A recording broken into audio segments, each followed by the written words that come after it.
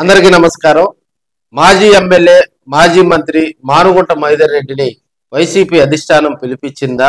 కందుకూరు నియోజకవర్గంలో ప్రస్తుతం వైసీపీ అతలాకుతలం అవుతుందని కూడా తెలియజేసుకోవచ్చు. స్ట్రాంగెస్ట్ లీడర్షిప్ మానుగుంట మైదర్ రెడ్డి ద్వారానే జరుగుతుందని అధిష్టానం భావిస్తుందా?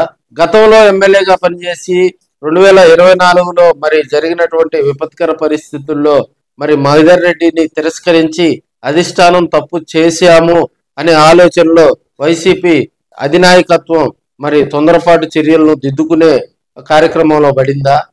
ఇప్పటికైనా కూడా మైదర్ రెడ్డికి అక్కడ ప్రయారిటీ ఇచ్చి మళ్ళీ కందుకూరు వైసీపీని మరి గాడిలో పెట్టాలనే ఆలోచన చేస్తుందా?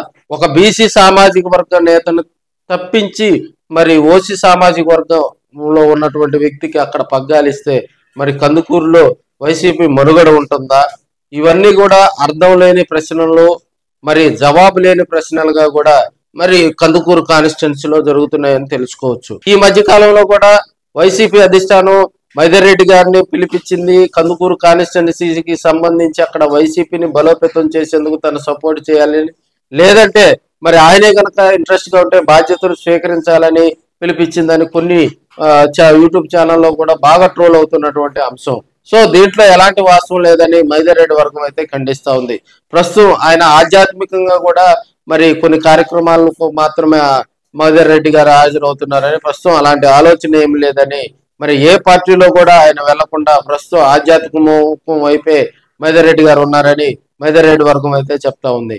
సో దీంట్లో జగన్మోహన్ రెడ్డి గారిని కలిసే అంశం కానీ, వైసీపీ అధిష్టానం నుంచి జగన్మోహన్ రెడ్డి గారు నుంచి కానీ మరి మానుగుంట మైదర్ రెడ్డికి ఎలాంటి పిలుపు రాలేదని వారైతే గట్టిగా చెప్తా ఉన్నారు. కందుకూరు నియోజకవర్గం ఒకప్పుడు కాంగ్రెస్ పార్టీకి కంచుకోట. 1952లో ఆ నియోజకవర్గం ఏర్పడిన దగ్గర నుంచి కూడా తెలుగుదేశం పార్టీ కేవలం 3 సార్లు మాత్రమే అక్కడ గెలవటం జరిగింది. గతంలో మరి 2000 అంటే 1994, 99 ఆ దశకంలో కూడా మనకి దివిశివరాం గారు 2 సార్లు వరుసగా గెలిచి ఎమ్మెల్యేగా పనిచేయటం జరిగింది అక్కడ. తదనంతరం 2024లో మళ్ళీ అక్కడ తెలుగుదేశం పార్టీ ఖాతా తెరవటం జరిగింది. ప్రస్తుతం ఇంటూరు నాగేశ్వరరావు అక్కడ ఎమ్మెల్యేగా పనిచేస్తున్నటువంటి సందర్భాలు. సో 1989 నుంచి కూడా మనకి 2024 వరకు దాదాపుగా ఈ 3 దశాబ్దాల ఈ రాజకీయ చరిత్రలో కూడా 4 సార్లు ఎమ్మెల్యేగా మానుగుంట మైదర్ రెడ్డి గారు అక్కడ పనిచేయటం జరిగింది. 3 సార్లు కాంగ్రెస్ పార్టీ తరఫున గెలుపొందడం జరిగింది.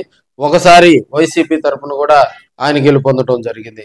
అదేవిధంగా వైఎస్ఆర్సీపీ ఆవిర్భవించిన తర్వాత మరి 2014, 2019 ఈ 2 సార్లు కూడా అక్కడ వైసీపీ తిరుగులేని విజయాలను కూడా నమోదు చేసింది. ఒకసారి పోతుల రామారావు గారు ఎమ్మెల్యేగా పనిచేయడం జరిగింది. మరోసారి మానుగుంట మైదర్ రెడ్డి గారు కూడా వైసీపీ తరఫున ఎమ్మెల్యేగా పనిచేయడం జరిగింది. 2024కు వచ్చేసరికి అక్కడ ఇంటూరు నాగేశ్వరరావు తిరుగులేనటువంటి విజయాలను నమోదు చేస్తూ తెలుగుదేశం పార్టీకి అక్కడ ఒక హైప్ తీసుకొచ్చారని కూడా తెలియజేసుకోవచ్చు.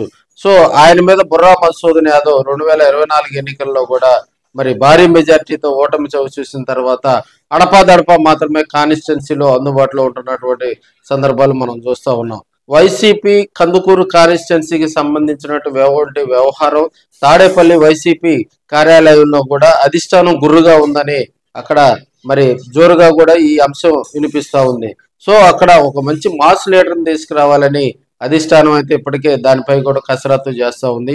బీసీ సామాజిక వర్గం వ్యక్తికి చెక్ పెట్టి అక్కడ మరి ఓసీ సామాజిక వర్గం నేతను కనుక తీసుకొస్తే అది పార్టీ మనగడికే కొంత ప్రశ్నార్థకంగా మారే పరిస్థితి అయితే అక్కడ ఉంటది. సో అక్కడ మళ్ళీ అదే యాదవ్ సామాజిక వర్గానికి సంబంధించినటువంటి వ్యక్తిని తీసుకురావాలని మరి అధిష్టానం వద్ద కూడా ఒక పొర్రి పెట్టినట్టు తెలుస్తా ఉంది. సో ఏది ఏమైనప్పటికీ కూడా అక్కడ ఉన్నటువంటి లీడర్ కనుక స్ట్రాంగ్ గా ప్రజల్లోకి వెళ్ళి పనిచేస్తే మరి ఆయనే కొనసాగించే ఆలోచనలో కూడా ఒక వర్గం అక్కడ కొంత సపోర్ట్ చేస్తుందని కొంతమంది అయితే చెప్తా ఉన్నారు. సో ఇప్పుడు ఉన్నటువంటి పరిస్థితుల్లో రాజకీయాల్లో ఏ పార్టీ ఎవరికి ఎప్పుడు ఏ పదవి ఇస్తుంది అనేది కూడా కొంత కన్ఫ్యూజన్ గా ఉంటది. కాబట్టి అందులో వైసీపీ తీసుకునేటువంటి నిర్ణయాలు, జగన్మోహన్ రెడ్డి గారి ఆలోచనలు ఎప్పటికప్పుడు మరి ఆయన మారుస్తారు. కాబట్టి సో ఆ కోణంలో కూడా కందుకూరు నియోజకవర్గాన్ని కొంతమంది నిశ్చితంగా పరిశీలిస్తా ఉన్నారు. అయితే మైదర్ రెడ్డికి పిలుపు అనే అంశం కూడా అందులో ఎంత వాస్తవం ఉన్నది మరి అనేది కూడా కొంతమంది దీనిపై కూడా ఖండిస్తా ఉన్నారు.